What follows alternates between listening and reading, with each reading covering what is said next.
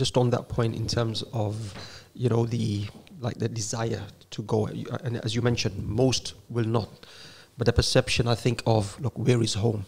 That's very, very important. You might not leave because it's better than most places, as you mentioned, but it's not home. Yes. When that understanding is not there, then people don't work for positive change. So there's two things to that. One is you have the right-wing racists, Islamophobes pushing that message. This ain't your home. This ain't your home. Go back. Right? You've got that messaging going on. And then you've got some that are accepting it and thinking, okay, this isn't my home. So you've got to tackle both problems. Okay. Now, within our community, I think it's fair to say we're on third-generation Muslims now, yeah? Most, if not all, of the third-generation Muslims will only see the UK as their home. Their fathers were probably born here, their parents were probably born here, and they're born here. They don't really have a home. Most of them can't speak the language of their grandparents. That's where they're at. So there isn't that confusion amongst them. That is being placed on them. And then within our community, people are saying, look, this ain't a place for us, we need to go. So we need to tackle I don't think that is a sentiment that is very widespread anymore amongst younger people. It's not. Now, that's what I'm saying. It's not. So most young people see this as their home. I don't think that is an issue. The identity issue is more like when you say this is your home, how do you then recognize yourself? What is your identity? So I think the Arabs have this saying, lisan al-hal wa lisan al-maqal. They might not say in speech, but it's your attitude about the environment you're in, your action. Actions speak louder than words. Okay, maybe I don't want to make this, let's say it's migrate, make hijrah. I want to work in Saudi Arabia. I want to work in Qatar. I want to go away. That is still there. Pakistan. Pakistan, yeah. I think some people do it for economic reasons as well. I don't think it's all just for this. But look, I think what I'm trying to get to is like we do have a lot more confident Muslims. We have Muslims that feel this is their home, and Muslims that are willing to struggle against the rise of Islamophobia and hate. So I think that's a positive thing we need to embrace. I think it's one thing to call this your home, and another thing to feel that Islam belongs here. And if you're because a Muslim, a lot of us have this kind of double consciousness almost, that you have a bubble for your masjid and Islamic work, and you have a bubble for your work and study and that kind of stuff. And partly I think that is because there's of a distinction between how Islam has been spoken about on the minbars for many years, on the pulpits, and how Islam actually is lived in practice. The war on terror, if I can bring that in, has definitely had this effect where Muslims are less and less likely to identify and project their Islamic identity than more perhaps a secularized one.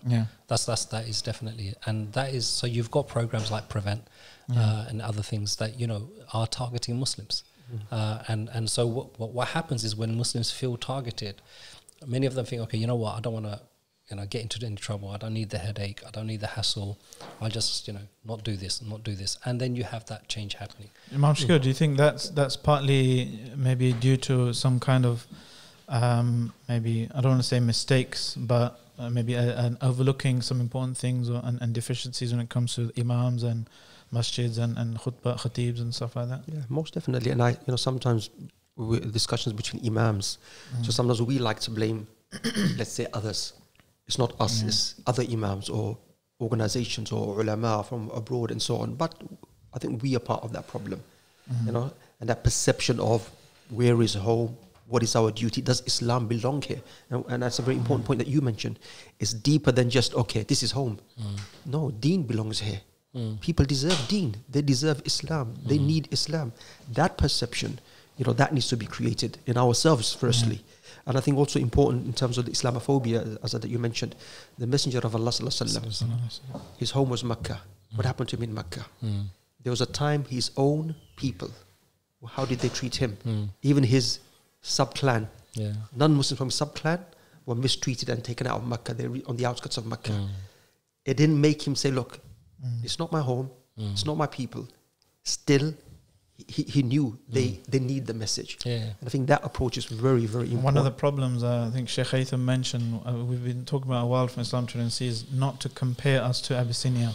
of the migrants who went to Abyssinia, because it's a metaphor, it's an analogy often used, but it kind of implies a very maybe negative implication, that is the second class. Not only that, but the Muslims in Abyssinia were there as guests. Yeah. That wasn't their home. They went there temporarily, and they were going somewhere back home. And if you're a guest, it's not part of being a gracious guest to demand your rights and I think change the place. I understand why the Sheikh is saying that. But you got to understand, initially the people that came here were of that mindset that I'm only here for the money. Once I've made enough money, I'm going to go back. So I'm taking some money back. Yeah, that's it. So they did have that thing. And then when they brought their wives over, they still kind of had that thing. Then when they had children, they were like still building homes back home and things like that. So you had I would say at least 30, 40 years of that. Yeah. So I think it's important that we don't dismiss that, because that plays a large part in the psyche of the second and third generations. Going back to Salman's point in terms of scholarship of that era and time, and Imams, what was the message they were giving? What was the scholarship and the teaching that they were presenting to the people? If it was, as you was mentioning, okay, you're here, make your money, go back. Was that right? And that, of course, played a part in the mindset of the people that were listening to them and so on. So that's important for it. In your experience, is that still a message from the mimbars that's being kind of portrayed? It's changed, as Azad mentioned. Third generation, fourth generation is changed. Imams are now younger. Imams are born here.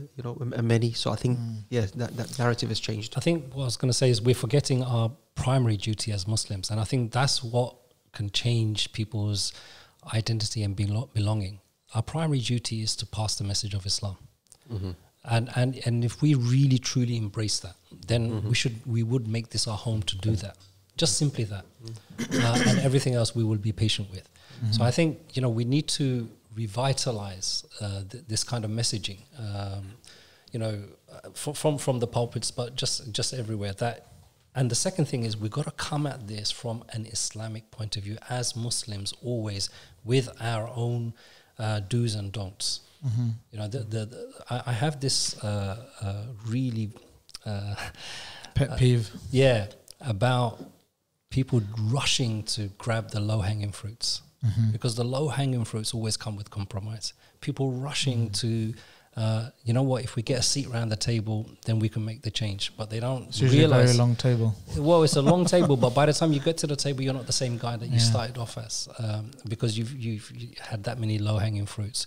So I think it's important that we develop people and we develop our third, fourth generation Muslims who are engaging with that confidence. First, in their identity as Muslims and everything else, and second, that they are primarily here to pass the message of the deen. Third, that they care about the community that they live in. Okay, it shouldn't be our concern shouldn't be just the Muslim issues. It should be for our communities, our neighbors, and everything else. Okay, so that we all are living in harmony. Everyone's being treated well. Everyone has an opportunity. Everyone has all the right things that they should do in a society. Those things should be when it comes from a genuine belief, people can see that. You know what, he genuinely cares, because I've been seeing him doing it without any press releases or media things. The guy's just been doing, there are some brothers I know and some organizations that have been doing soup kitchens for at least 10, 15 years now. Some of these you've never even heard of. They've just been doing it. Why? Because they genuinely care about those poor people who are the homeless people who've got no food. They're just doing it. There are no, you don't know. They're not winning any awards or anything else. So we've got to stop falling into these kind of traps where people, they can see that you're not really that genuine. You got your one foot somewhere else, or your one eye somewhere else. Are you doing it for the Kodak moment? Maybe that's it. Unscripted.